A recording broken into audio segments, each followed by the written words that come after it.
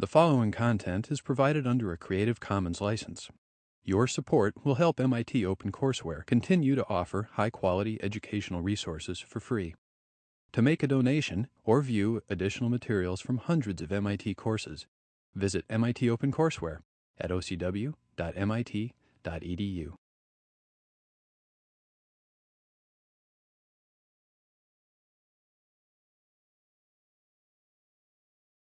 Candide, or Candide. I will not give you the French pronunciations. You know, this is a lively little book. It's a work that appeared in the mid-18th century, and it has a sort of approach that reflects an author with a certain kind of attitude. And it's a book that has generated a lot of conversation down through the generations for various reasons. So what kind of book are we talking about here? What stuck out to you about Voltaire and his stance and his approach as an author? Anything striking here? He's a good-looking fellow. Looks like a person of some needs. Did you pick up anything about Voltaire's personal life as you read? Yeah. Well, there's this Candide, that's how you pronounce it. Candide starts out accepting everything. Yeah. Thinking everything shouldn't, like, it's not meant to be questioned because it's the best possible outcome. And I feel that's sort of a perception of religion. How in religion, if something bad happens, people usually say, oh, that happened for a reason. And we shouldn't try and change that. And throughout the book, Candide's mentality changes or shifts from one of passivity to one of more thinking for himself, I feel. Okay. And Voltaire, I guess, is anti-cleric, so... Yeah, Voltaire was sort of a rebellious figure. I wonder if he was the second child. He was definitely managed to offend almost every constituency you could imagine in this book, wouldn't you say? I mean, yeah. It doesn't matter which group you come from or which, you know, there's some kind of insult. So, yes, definitely interesting figure. So, yeah, Candide himself is a key figure here, and through the book. So, what else did you observe about how Candide changes through the book?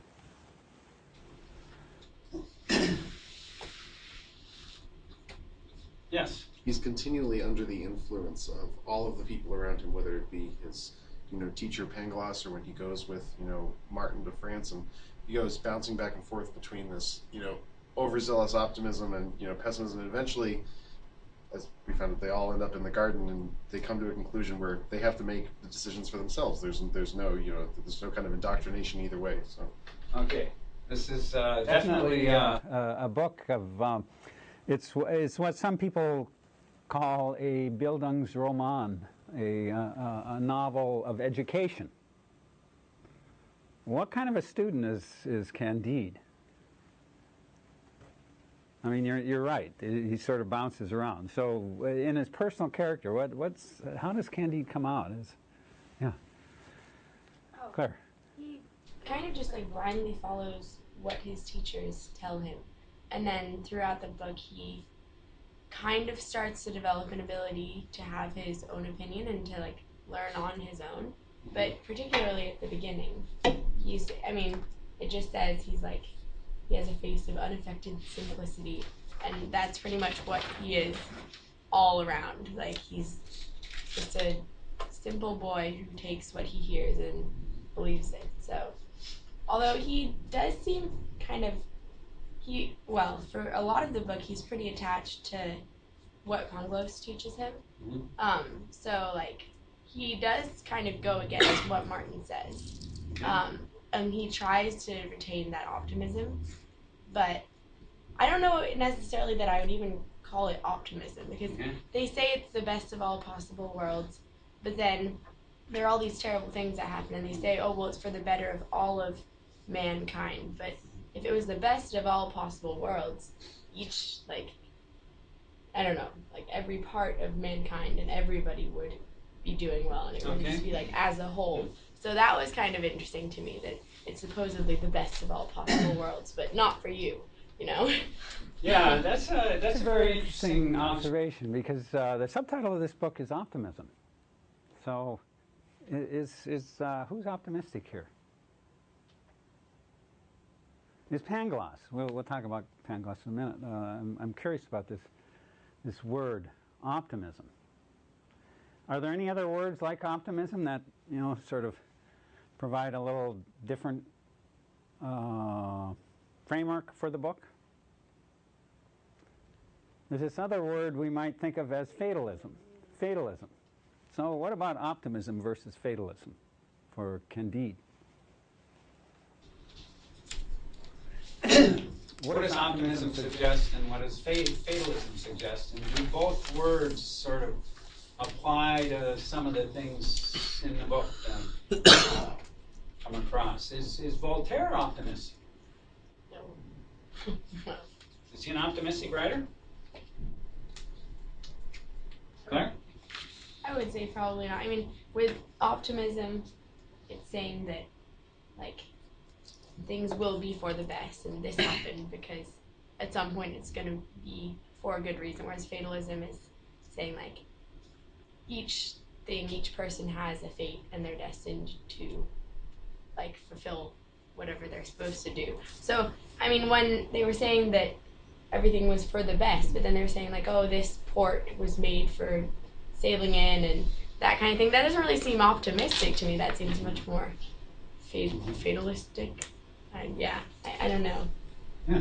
Well, I'm trying to figure out, like, if there is some sort of overlap between opportunistic and fatalistic views. And I think that there might be, and even though they're usually associated as, like, kind of antonyms, I think. Because, like, one is, like, fatalistic is not necessarily optimistic, but if you consider, suppose, like, you say something, like, if you look at the world and you see everything, good or bad, as the way fate has it, like a fatalistic view, then you can actually turn that around real quick into an optimistic view, and you're saying that, oh, okay, it doesn't matter, it's like the way it's supposed to be, like, no biggie, or everything is kind of like that kind of optimistic. Just So Pangloss, as the great philosopher, you know, part of his task here is to, well, what is he doing in this book? How does Pangloss strike you? I mean, he's the one who always says things are for the best. It's the best of all possible worlds. And that is a double-edged meaning. It's the best of all possible worlds. Hooray, we're lucky. We're in the best of all possible worlds. If it's the best of all possible worlds and you really don't like what you see, it's too bad. You're stuck with this, you know. He's got resilience. He kind of gets up, dusts himself off, and off he goes again. And, you know, there is an element of inquiry in him, isn't there? I mean, you know, he's interested in things. And he doesn't always he rarely makes the right decision. But, you know, circumstances also determine things for him, yeah. It also seems like he's the only one willing to change, and he's moldable in some sense, while everyone else has their own doctrines that they live by. Candide's the one who, you know, sort of goes through the process, through these experiences, and sort of finds things out through interactions with the other characters. But to answer the question about his character, I think one thing about him, I sort of feel like he's like an endearing character, almost. sort of strange. He's, he's never, whenever he's down, he always gets back up, and maybe that's what's so appealing about that. Yeah, he has this resilience in his character that you have to admire at some level, because he's willing to invest something into the process, whereas other people have mentioned many of his surrounding, many of the other characters are just set, like they've been set and they're fixed and they're rigid. Yeah. I mean, I would say like one thing that I definitely do admire about his character is the fact that he isn't willing to settle for something that others say is great. Like, he has a vision as to what he wants in life, and that is until she becomes extremely ugly to marry Cunningham. And even when he gets to El Dorado, where anybody else would be, well, you would think would be really happy to be there, he's not willing to give up on like his dream and his passion. And I think you could call that stupid, but then you could also say like, he tried to be resourceful and like take the jewels so he could achieve what he really wanted to achieve, rather than just settling for what others said was what he should want. So the fact that he has his own vision and his own passions that he sticks to, I think, speaks well to his character. Chapter 1 starts out with a kind of happy family setting.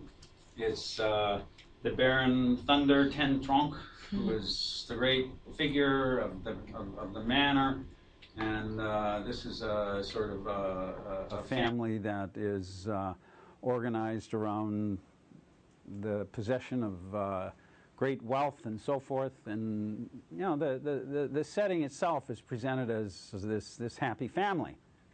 The Baron and his wife, who weighs 25 stone, which is, I calculated, something in the neighborhood of 300 pounds, 350 pounds or so.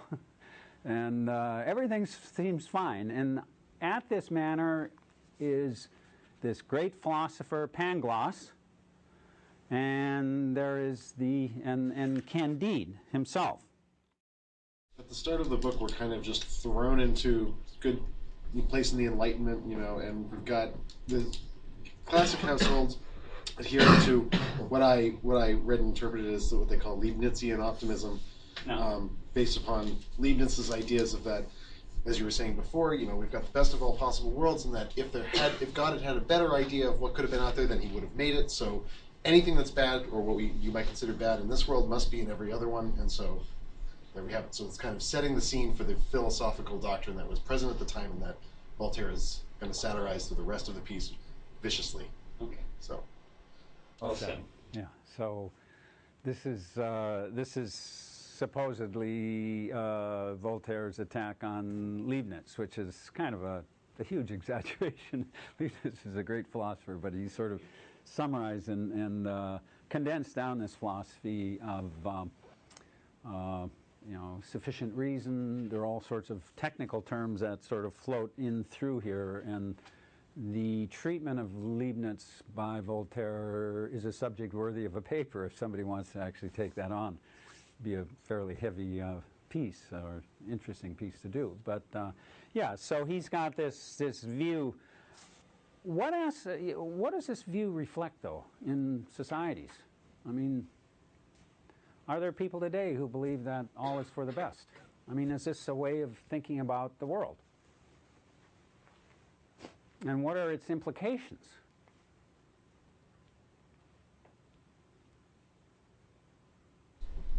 Have you come across people who, believe that, everything is just the way it's supposed to be?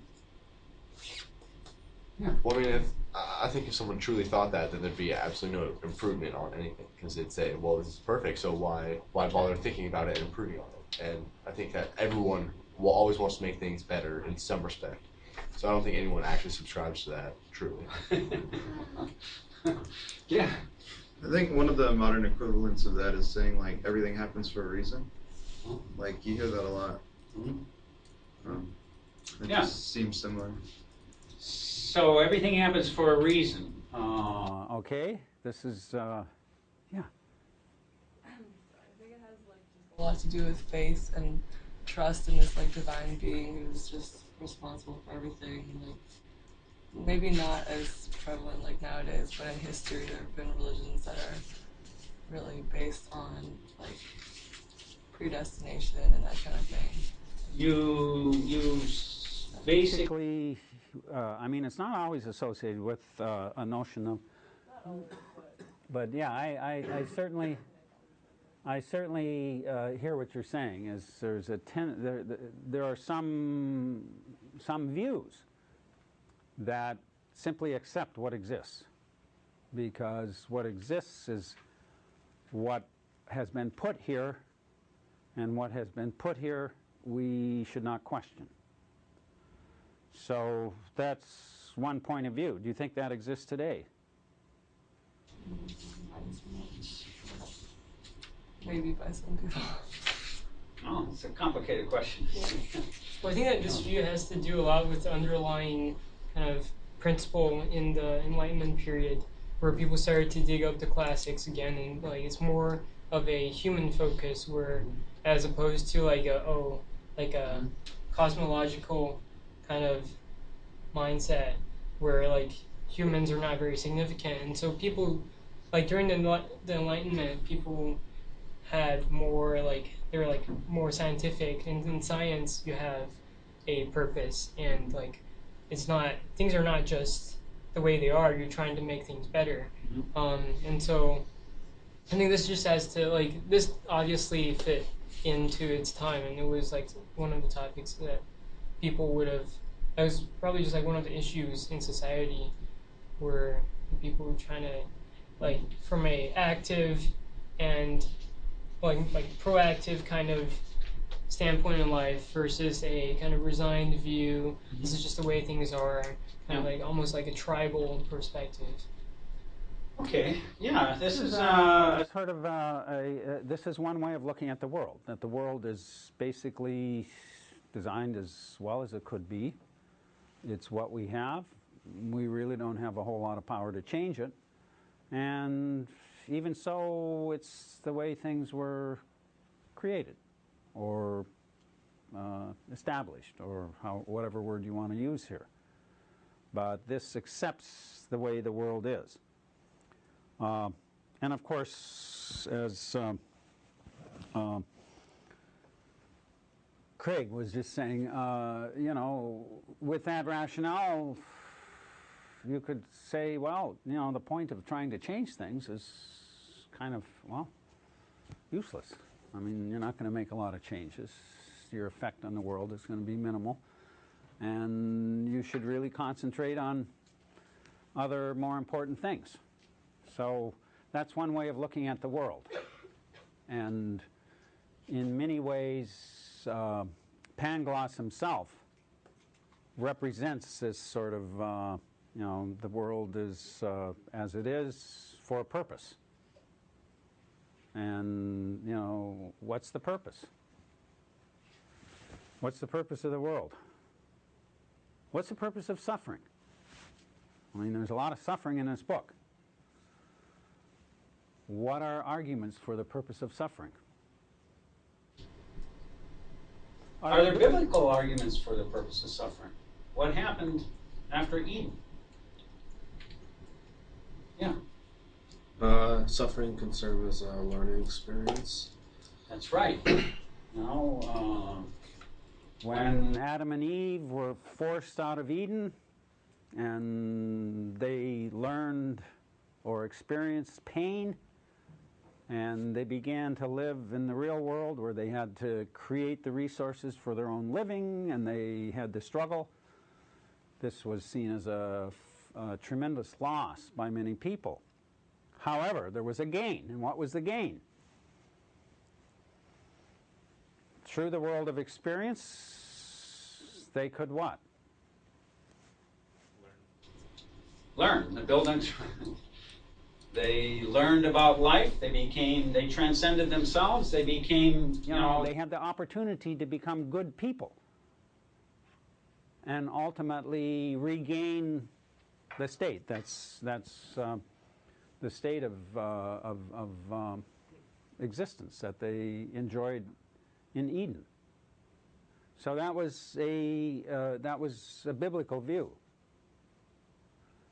And in some ways, Pangloss sort of reflects something like that, doesn't he? Claire? There's also kind of the idea that with suffering comes like sacrifice, and the idea that somehow in suffering you're helping others. Like when Candide comes across Pangloss and he has syphilis and is missing his nose, and Candide says, "Oh, sage Pangloss, like what a strange genealogy is this? Is not the devil at the root of it?" And then Pangloss is like, "Well, no. If I hadn't contracted syphilis, that would have meant that Columbus would have never come across syphilis, and at the same time wouldn't have found chocolate or cochineal. And so those things that people take so much pleasure in wouldn't be in the world, and therefore, like the fact that he has syphilis, in a way, he's making a sacrifice so the rest of mankind can enjoy, the fruits of the world." So I think, and I think maybe there's some kind of biblical ideas behind that too, with sacrifice or just religion in general. There's a lot of sacrificial kind of things that go on. Voltaire is taking stabs at religious views here, I think. Voltaire definitely is as I mentioned, he's anti-cleric. He sees this religious view of the world as basically justifying the evil of the world. Yeah. Oh, I was just going to say, when I hear their talk about it, like that, this Pangloss is crazy. He's absolutely crazy. Like there's that scene where, Candide is like lying in rubble in Bordeaux or wherever it is, and he's stuck under it. And rather than trying to help him out, Pangloss is like, "Oh, let's try to find a reason for why the earthquake happened." So it's like this kind of caricature is when you take it to its extreme, it just makes it absurd. Certainly that's where Voltaire's going with this. So this is the purpose of the world. The idea that the world has a purpose is this sort of what we sometimes refer to as a telic world, a world in which there's a purpose that is implicit and that you can discover. And, a biblical view is partly to make sense of the world and to find the purpose of the world. And the purpose of the world turns out to be many things, but including them, your own personal redemption as you struggle. And this novel does end up with people in the garden, does it not? I mean, it's not the Garden of Eden, because they have to go out and, earn their living by the sweat of their brow. But, they've, at the end of the novel, they've sort of come to some kind of understanding of what's possible. And they've grouped together. So chapter 5, we come to the Lisbon earthquake. This is one of the great earthquakes in recorded history.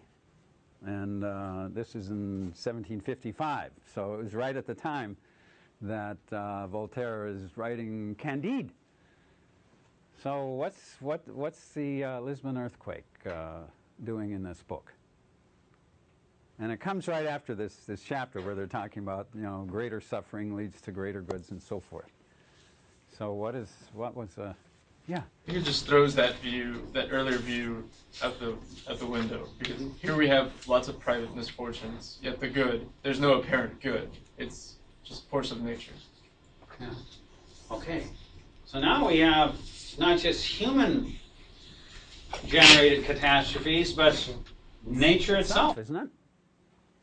I mean, this is a phenomenal scaled earthquake. Yeah.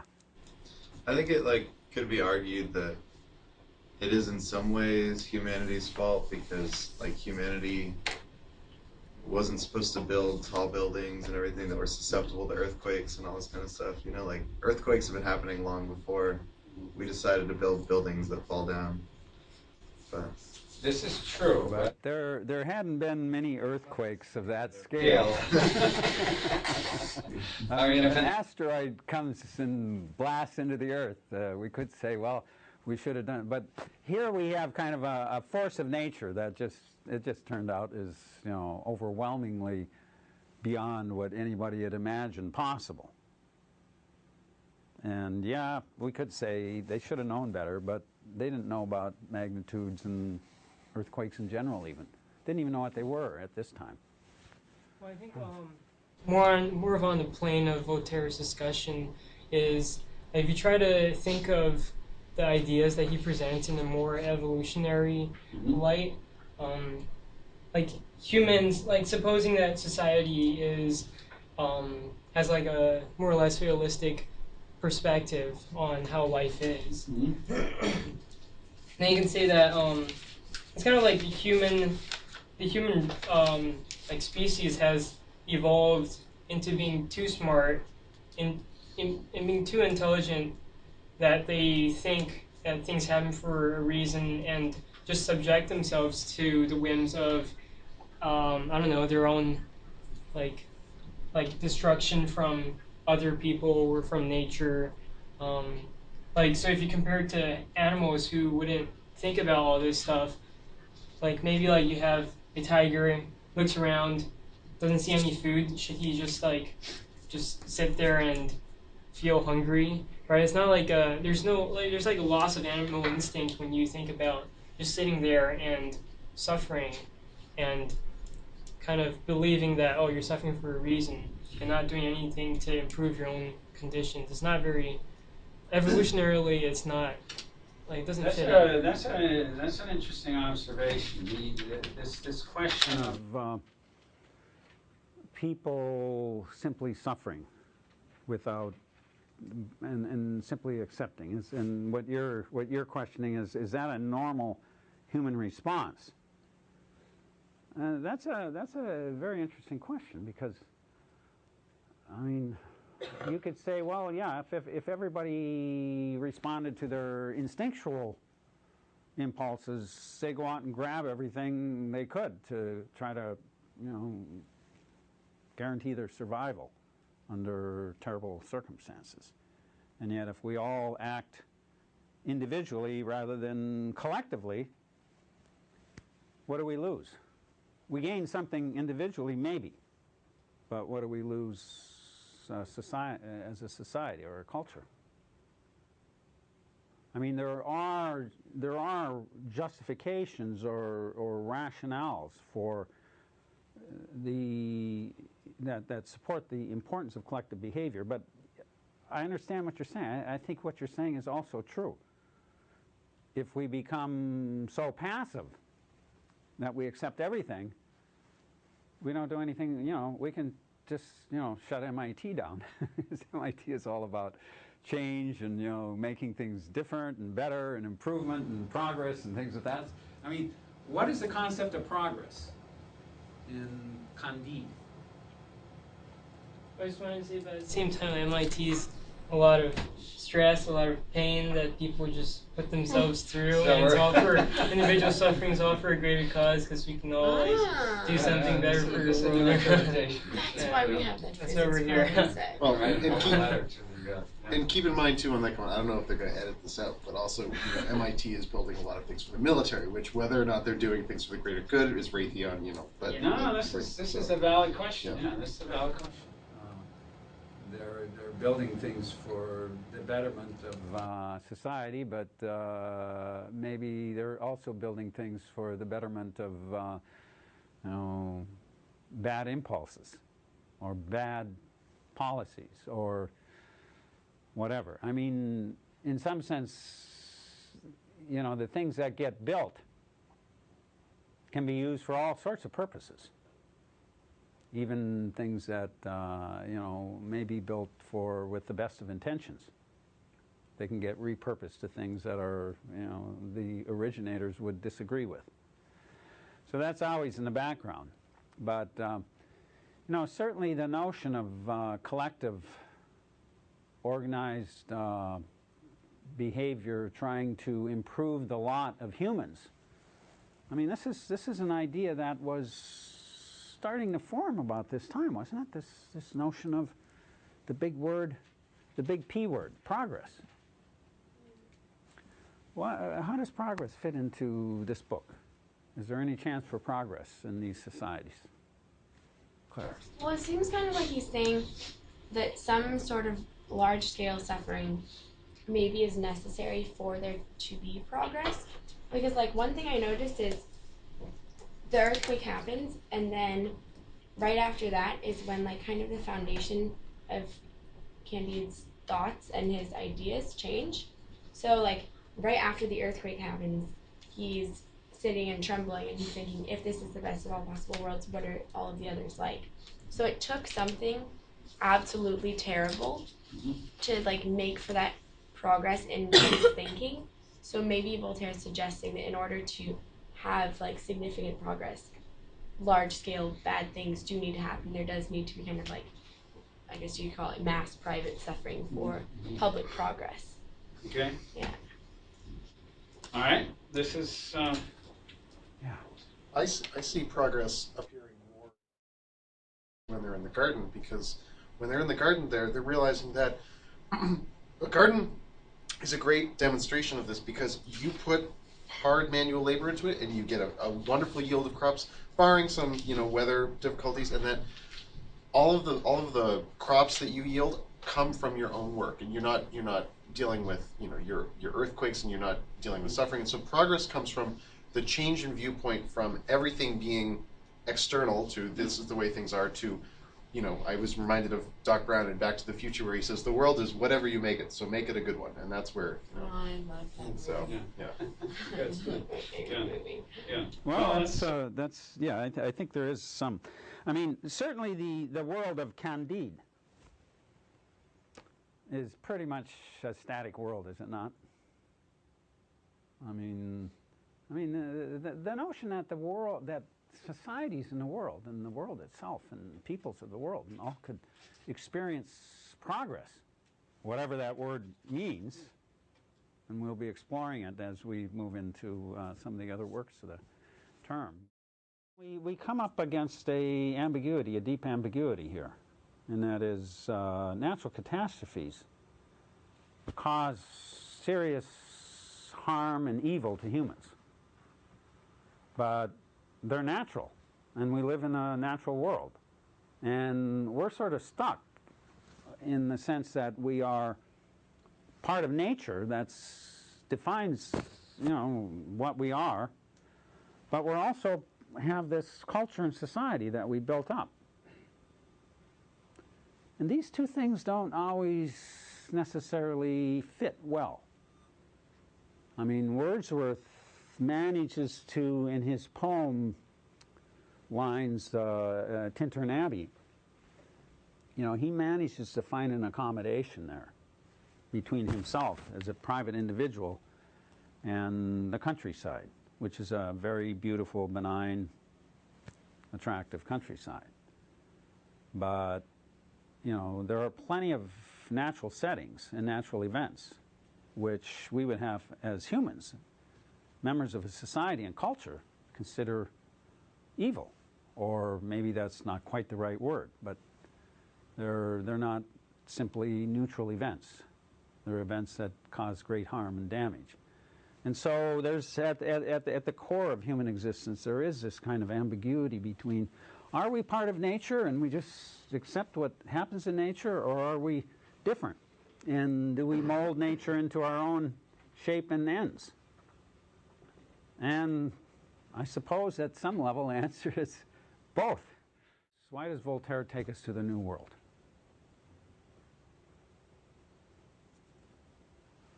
What's the urgency of leaving and going off into this?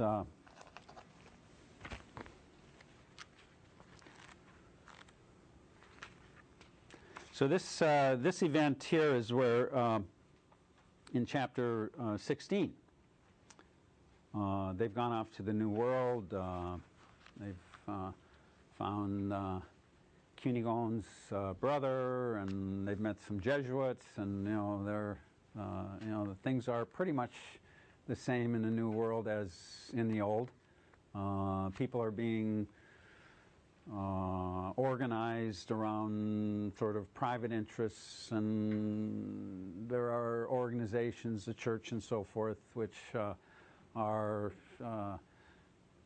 sort of causing or bringing about reordering of societies and so forth. And Voltaire is not too happy with this sort of scene of development. Yeah, Clara. Well, I think maybe it's like commenting on the fact that when people went to explore and to find the New World, they were thinking that they would find, in essence, like some type of utopia. And, you know, like it's somewhere we haven't been, so it must be better. And, like, just the fact that it's something unknown represents the idea that it's going to be better than what they do know. And then they come across what essentially is a utopia, and that's not satisfactory. And they have to keep looking and go back. And I think it kind of speaks to, like, us always being in quest of something better, and then we may achieve something, but is it really better? Like, the progress that we achieve and the change that we come across, is it really progress? Like you were saying, what is progress? So, you know, like we're at MIT building all of these things, like saying, oh, you know, like maybe we could find a new world on the moon, or, you know, if we need to escape because of global warming or something like that. And we just had these ideas that things can be perfect and we can get there. And then once we get there, all of a sudden it's like, well, this really isn't that good. And it seems like he's kind of talking about that idea. So off they go, and we find ourselves with Voltaire and El Dorado. What about El Dorado? How does that impress you as part of this this whole series of episodes, crazy episodes with you know, selfish and ignorant and arrogant people? Yeah.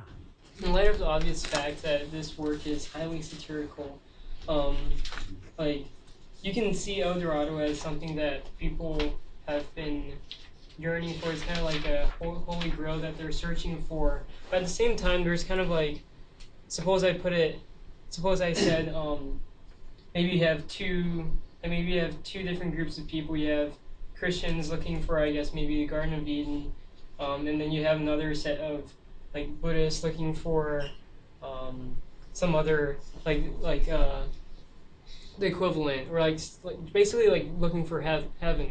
And one group found the other's heaven. What would happen when that, like, just supposing that they're different heavens, like maybe like the Christians discovered the Buddhist heaven, like it's kind of like they found heaven, like they found something that's of extreme value to another group of people, but may have very little value to them. So what do? Do they just get there and say, oh dang, we got to the wrong place, let's try again or something, right? So I think in this sense, like I think there's extreme value in any place on Earth. Just it's like, who is this place like valuable? Like what is this place valuable for? Like if it's an animal or something. And I think that in El Dorado, like maybe you just have to see it in a different way in order to appreciate it. Kind of, yeah. So okay. Other thoughts on El Dorado? It's an attractive place. Well, I think he's kind of trying to say that there really is no such thing as utopia. That every single place is going to have its problems regardless of what it's made of or how it came to be. And so there's no ideal. Okay. There's nothing wrong with utopia, it's just that it isn't utopia for Candide, but people who live there seem to be pretty happy. So what are some of the characteristics of this El Dorado? Yeah. I find it interesting, kind of the commentary on religion, one part of it. Where they're asking the locals about God and how they view religion and how they practice religion. And at one point, he says, "My lord, you have no monks to teach, to argue, to govern, and to plot, and to burn alive those who don't share their views." which I found kind of amusing. Like it's sort of making fun of what religion was in Voltaire's world, and that Okay. you This don't share is, my view, then of course, Voltaire, the The terrible Voltaire, yes, his view of religion is, and religion in El Dorado is what? What are some of the elements of religion? Eldoradians. They have. So El Dorado was the dream, one of the great dreams, the city of gold, the place where there would be this drove. This was one of the great myths, and everyone in the ancient world who went off to the Americas had this dream of coming upon this city of these cities of immense wealth, and of course many soldiers trounced around the tropics looking for places where the streets were paved with gold, and extracting gold and wealth in materials and minerals from the Americas was one of the preoccupations of the conquests. And so this pretty much decimated many of the societies that existed in the Americas that encountered the new Europeans. But this El Dorado was offered in Voltaire as a kind of a contrast with the rest of the world. And one of the primary contrasts that Voltaire offers is the contrast between religions as they're imagined in El Dorado, religion, such as it is, and religion in the outside world. And that's what you're pointing to, is religion in El Dorado is a different sort of affair, is it not? The old man blushed. So they're asking, at last Candide, whose taste for metaphysics was insatiable, told Cacambo to ask whether any religion was practiced in the country. The old man blushed slightly. Religion? He exclaimed. Why, of course there's a religion. Do you suppose we are lost to all sense of gratitude? Cacambo humbly asked him what the religion of El Dorado was. The old man blushed once again. Can there be two religions then? He said. I have always believed that we hold the religion of all mankind. Another religion that believes it's the right one. We worship God from morning till night. Do you worship only one God? Asked Cacambo, interpreting Candide's doubts. Of course we do, said the old man. There is only one God, not two, three, or four. What odd questions you foreigners ask.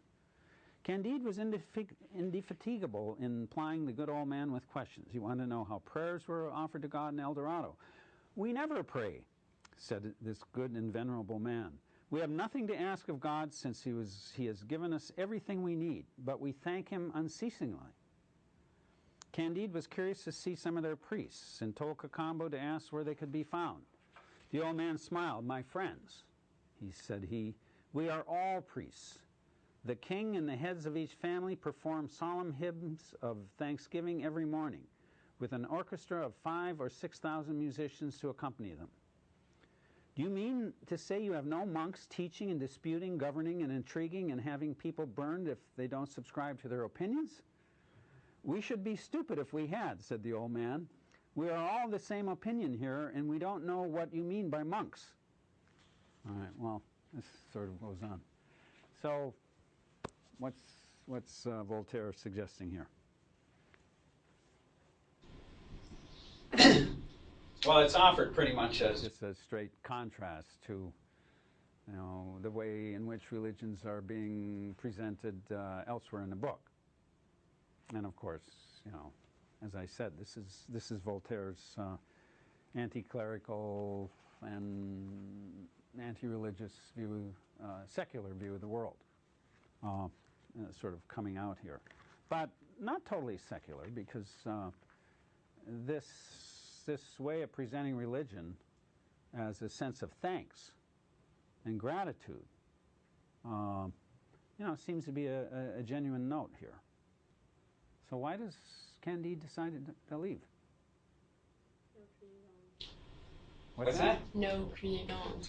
Okay, no creedon. What else? How many people here would, I mean, I'm always curious. How many people here would like to live in a society like El Dorado? And how many people here, I'm going to ask a question, how many people here would not like to live in a society like El Dorado? How many would? Anybody here? Summer.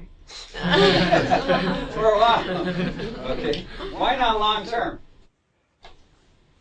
Maybe there's like a lack of progress that we were talking about because everything is perfect. There's nothing really to work towards. And I think all of us in here are just used to always working towards something. Okay. So if everything was just static and there was nothing to look Okay, forward there's a certain kind of static nature to it. Yeah. Maybe when I retire, because I see this kind of environment as fitting more of a, like, you've worked your whole life, and now, like, when you retire, it's kind of like you don't really care about progress that much anymore. You just kind of want to live and enjoy, like, whatever time you've got left living, kind of thing. Yeah. It's like if the whole week was the weekend, you wouldn't look forward to the weekend. And all of a sudden, everything would just, you wouldn't appreciate the things that you do appreciate now because everything is so perfect. It's a little too harmonious. Yeah. Humans are sort of motivated by a certain lack of and conflict, and so yeah, it's a very temperate, harmonious society. And there was a comment at one point that it said, I never knew more than 12 people who voluntarily put an end to their misery. It's on page 50 in my book. Yeah. So it's like we almost enjoy, I mean, not that we enjoy misery, but that we just need the contrast between what is great and what we can look forward to and what we don't love so much.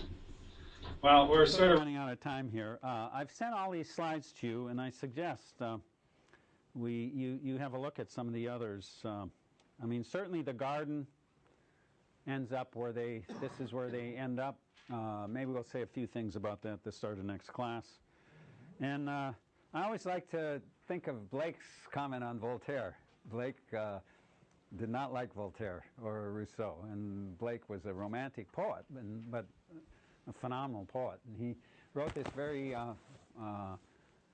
famous poem, mock on, Voltaire, Rousseau, mock on, 'tis all in vain. You throw the sand against the wind, and the wind blows it back again. And every sand becomes a gem, reflected in the beams divine. Blown back they blind the mocking eye, but still in Israel's path they shine. The atoms of Democritus and Newton's particles of light are sands upon the Red Sea shore, where Israel's tents do shine so bright. Interesting contrast of, so what's Blake thinking here? We have to quit now, but it's one point of view. Voltaire is a phenomenal writer and philosopher and commentator, and his book is justly one that's been read through the generations. However, cynicism does have its limits, but it has its uses too. So that's what we have to quit now. But do go over the other slides. And next class we're going to be talking about David Hume, another great Enlightenment figure, and we're going to be looking at his dialogues on natural religion. So I'll send you some slides for that. I'm hoping that you're getting these ahead of time, so you read through these. It gives you some idea where we're going to be going in the class. Makes you think a little bit. I haven't been able to, since I'm not signed up yet, I Mhm. haven't